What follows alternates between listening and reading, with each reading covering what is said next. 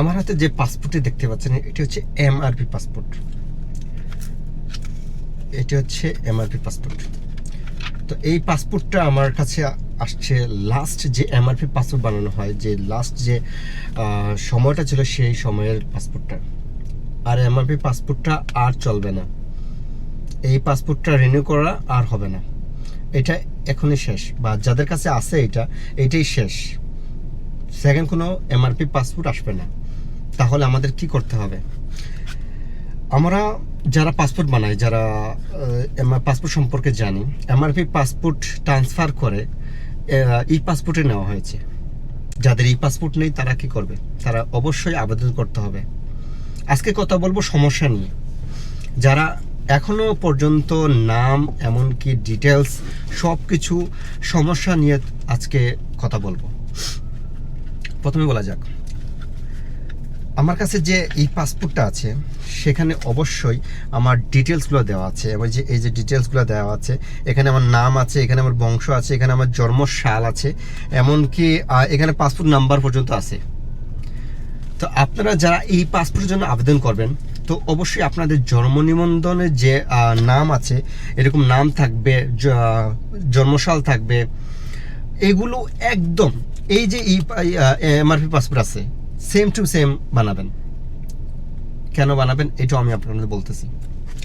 কারণ এটা যদি আপনার যদি জন্ম নিবন্ধনের সমস্যার কারণে বা কোনোভাবে এই পাসপোর্টের জন্য আবেদন করে, এমনকি সেখানে ভুল যদি দিয়ে থাকেন ইনফরমেশন, বা ভুল নাম বা ভুল জন্ম তারিখে একটু এদিক সেদিক, তাহলে আপনার পাসপোর্টটা হয়তো হয়ে যেতে পারে, কিন্তু সমস্যা হবে পরে।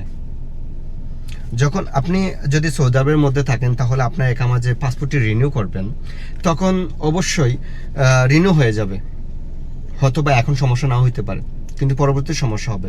তাই আপনি যখন এমআরপি পাসপোর্টটা যখন জমা দিবেন, এমনকি আপনি এই পাসপোর্টের জন্য আবেদন করবেন, তাহলে আপনার যে ইউনিয়ন আছে সেখানে আপনি এই সেম এমআরপি পাসপোর্টের মতোই আপনার নাম, আপনার জন্মসাল, আপনার যে ডকুমেন্টগুলো আছে সেগুলো একদম কারেক্ট রাখুন। পাসপোর্ট পরিবর্তন করবেন না কখনো। পাসপোর্টের পরিবর্তন, নাম, এগুলা করলে পরবর্তীতে কোনো এক সময় ঝামেলা হইতে পারে। আপনি যখন সৌদি আরবে আসছিলেন, তখন আপনি যখন এয়ারপোর্টে ফিঙ্গারটা দিয়েছিলেন, তখন আপনার পাসপোর্ট অনুযায়ী সব ডকুমেন্ট সেখানে সেভ হয়ে গেছে। আপনি পরবর্তীতে আপনার নাম চেঞ্জ করলেন, আপনার পাসপোর্টের নাম চেঞ্জ করলেন, সব কিছু চেঞ্জ করলেন, কিন্তু আপনি যে ওই যে ফিঙ্গার দিয়েছিলেন সেখানে আপনার ডকুমেন্ট সব কিছু সেভ হয়ে গেছে। যদিও এখন আপনি পাসপোর্টটার নাম পরিবর্তন করে আপনার মালুমাতও করে নিয়েছেন, কিন্তু কোনো এক সময় সেই সমস্যার সম্মুখীন হতে পারেন আপনি। আমরা অনেকে যারা জানি না যে ই পাসপোর্ট কেন আমাদের জরুরি, আর ই পাসপোর্ট করতে কি কি ডকুমেন্ট লাগে সেটাও অনেকে জানি না। অনেকে অনেক ধরনের ভুল করে থাকি। আপনি ই পাসপোর্ট করতে গেলে আপনার প্রথমত বাংলাদেশের ন্যাশনাল আইডি কার্ড যেটি আছে সেটি ব্যবহার করতে হবে, জন্ম নিবন্ধন ব্যবহার করতে হবে, এমনকি আপনার যে এমআরপি পাসপোর্ট আছে সেটিও ব্যবহার করতে হবে।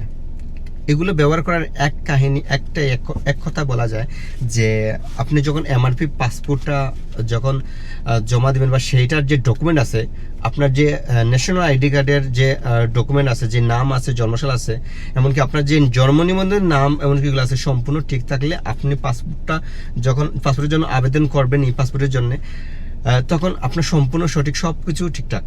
কিন্তু আপনার যদি জন্ম নিবন্ধনের নাম যদি এক ধরনের থাকে, আপনার এমআরপি পাসপোর্টের নাম পরিবর্তন থাকে, তখন আপনি যদি জন্ম নিবন্ধনের মতো আপনার পাসপোর্টটা করেন, যে আবেদন করেন পাসপোর্টের জন্য, তখন সেখানে একটু ঝামেলা হবে। কারণ আপনি যখন এই পাসপোর্টটি বানাবেন, অবশ্যই আপনার এমআরপি পাসপোর্টের মতো সেম থাকতে হবে। কারণ আপনি এখন প্রবাসী, এইখানে আইন কানুন অবশ্যই আপনারা জানেন, এখানে যাওয়াজাতের সিস্টেম পর্যন্ত জানেন। এখানে যাওয়াজাত আপনার সাথে হয়তো বা এখন সমস্যা নাও করতে পারে, বা এয়ারপোর্ট আপনার সাথে এখন সমস্যা নাও করতে পারে, কিন্তু পরবর্তীতে কোনো এক সময় সমস্যা হতে পারে। তাই এই যেই পাসপোর্ট দিয়ে আপনি আসছেন সৌদি আরবে, সেই পাসপোর্টের নাম, জন্ম তারিখ, সম্পূর্ণ ডকুমেন্ট ঠিক রাখুন। এই পাসপোর্ট বানান সেই নামে, এমন সঠিক নিয়মে আপনি মালুমাত করে নিন। হয়তোবা আপনার এই পাসপোর্ট সঠিক থাকার কারণে আপনার হয়তোবা এখানে কোনো ঝামেলা সম্মুখীন হতে হবে না।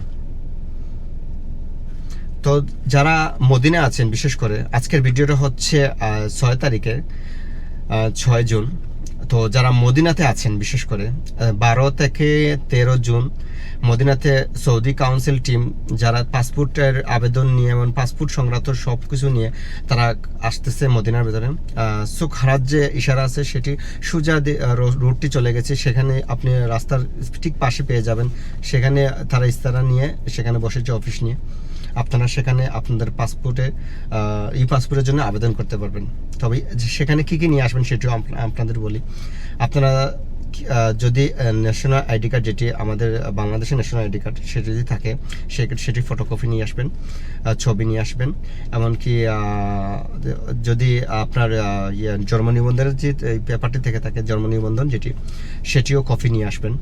এমনকি আপনার যদি দুইটা থাকে, ন্যাশনাল আইডি কার্ড যেটি এনআইডি সেটি যদি থাকে, এমনকি জন্ম নিবন্ধন যদি সেটি থাকে, সম্পূর্ণ নাম যদি সেম থাকে, দুটোই সেম, এমনকি এমআরপি পাসপোর্টের সাথে নাম জন্ম তারিখ সম্পূর্ণ সেম থাকে, তাহলে আপনি জমা দেন। সেখানে আপনার পাসপোর্টটি আপনি পেয়ে যাবেন সঠিক সময়ে। আর যদি আপনার এমআরপি পাসপোর্টের সাথে জন্ম নিবন্ধনের নাম বা বয়সের যদি সমস্যা থাকে, তাহলে আপনি আপনাদের যে স্থানীয় ইউনিয়ন আছে সেখানে চেয়ারম্যান অবশ্যই আছে, তো সেখানে কথা বলে সেটি আপনার এই এমআরপি পাসপোর্টের মতো করে নিন। তাতে হয়তো বা আপনার সমস্যাগুলো সব সমাধান হয়ে যাবে। ধন্যবাদ।